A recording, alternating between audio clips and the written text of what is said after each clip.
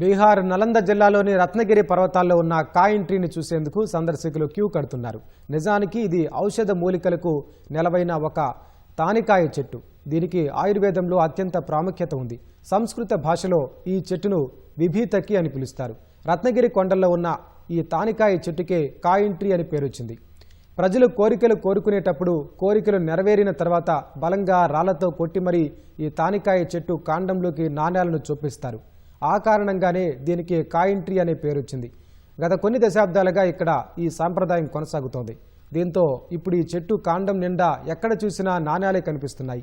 కొత్తగా ఎవరైనా ఈ చెట్టులోకి నాణ్యాన్ని చొప్పించాలని భావిస్తే భూతద్దం పెట్టి కాండంపై ప్లేస్ను వెతుక్కోవాల్సి వస్తోంది.